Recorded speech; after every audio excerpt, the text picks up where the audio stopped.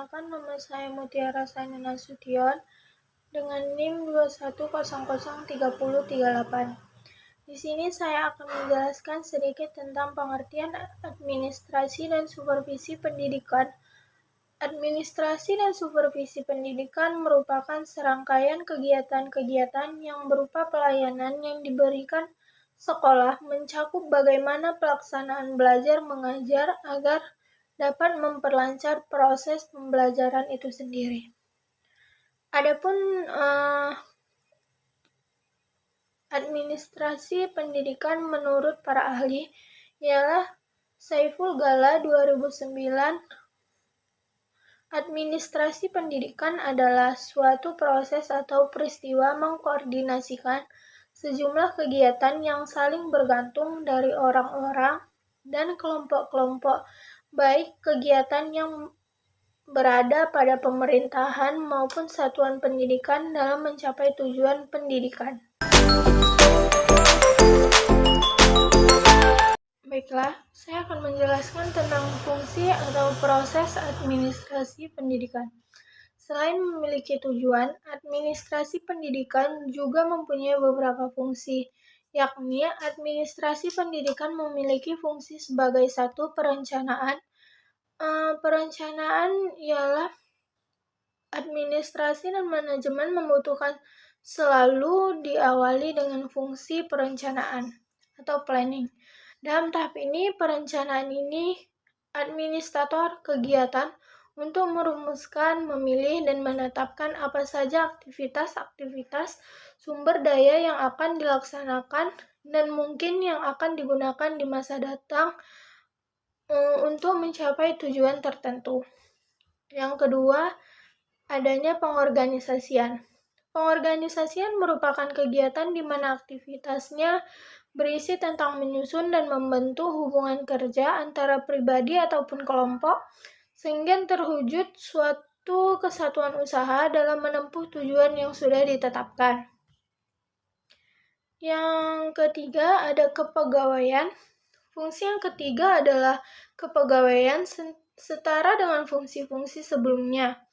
Kepegawaian mempunyai fungsi yang sangat penting di mana kepegawaian adalah pengisian suatu bidang dan unit dengan personal yang akan melaksanakan tugas kegiatannya. Yang keempat, adanya pengarahan. Suharsimi Arikunto memberikan definisi pengarahan sebagai penjelasan, petunjuk, serta pertimbangan dan bimbingan terhadap pratugas yang terlibat baik secara struktural maupun fungsional agar pelaksanaan tugas dapat berjalan dengan lancar. Yang kelima, adanya pengkoordinasian. Sistem koordinasi pada umumnya tidak efektif karena muncul sistem birokrasi dan klinis. Ini akan terjadi jika organisasi menjadi terlalu besar dan rumit untuk dikelola. Akan tetapi, pada pokoknya pengkoordinasian menurut Delingie tahun 1983 merupakan rangkaian aktivitas yang menghubungkan, menyatu, padukan, dan menyelaraskan orang-orang dan pekerjaan. Yang keenam, adanya penganggaran. Diagnostikan sebagai aspek penting dalam kebutuhan sehari-hari di mana manusia membutuhkan makanan untuk melakukan kegiatan. Begitu pula pentingnya fungsi pembiayaan ini. Yang ketujuh, adanya pergerakan. Pergerakan atau istilah bimbingan merupakan suatu aktivitas seseorang manajer dalam pemerintahan, menugaskan, menjuruskan, mengarahkan, dan menuntut karyawan atau personal organisasi untuk melaksanakan pekerjaan-pekerjaan dalam mencapai tujuan yang telah ditentukan. Yang ke-8, adanya pengawasan. Kegiatan pengawasan ini dilakukan agar perilaku personali organisasi mengarah ke tujuan organisasi, bukan semata-mata ke tujuan individual, dan agar tidak terjadi penyimpangan yang berarti antara rencana dengan pelaksanaan. Yang ke-9, adanya penilaian. Evaluasi sebagai fungsi administrasi pendidikan adalah aktivitas untuk meneliti dan mengetahui sampai di mana pelaksanaan yang dilakukan di dalam proses keseluruhan organisasi mencapai hasil sesuai dengan rencana atau program yang telah ditetapkan dalam rangka pencapaian tujuan pendidikan. Proses dari administrasi pendidikan terdiri dari perencanaan, pengorganisasian, pelaksanaan, dan pengawasan, di mana sudah saya jelaskan di sebelumnya. Administrasi yang baik dan teratur akan membuat jalannya pendidikan dan tujuan pendidikan tercapai secara efektif dan efisien.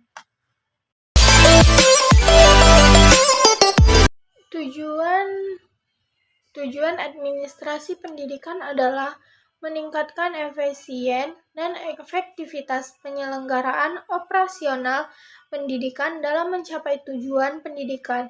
Tujuan administrasi pendidikan di sekolah dapat dibedakan atas tujuan jangka pendek, jangka menengah, dan jangka panjang.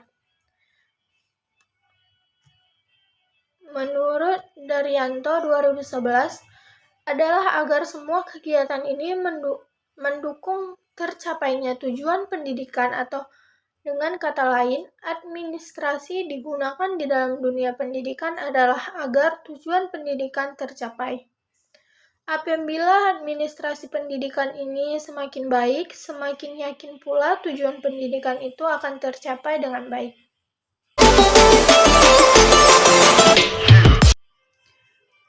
Pentingnya mempelajari administrasi pendidikan adalah kita dapat mengetahui bahwa administrasi itu adalah suatu proses atau suatu lembaga pendidikan yang merupakan suatu sumber utama manajemen dalam mengatur proses pembelajaran mengajar dengan tertib sehingga terciptanya suatu tujuan terpenting pada lembaga pendidikan tersebut.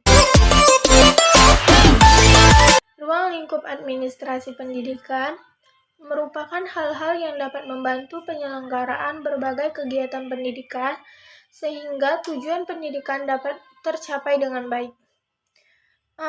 Ada beberapa bidang penting yang termasuk dalam ruang lingkup administrasi pendidikan. Yang pertama, bidang tata usaha sekolah. Yang kedua, bidang personal murid. Yang ketiga, bidang personal guru. Yang keempat, bidang pengawasan atau supervisi. Yang kelima, bidang pelaksanaan dan pembinaan kurikulum. Sekian penjelasan dari saya yang terkait tentang 1. Pengertian, 2. Fungsi dan proses administrasi pendidikan, 3. Tujuan administrasi pendidikan, 4. Pentingnya administrasi pendidikan, 5. Ruang lingkup administrasi pendidikan. Assalamualaikum warahmatullahi wabarakatuh.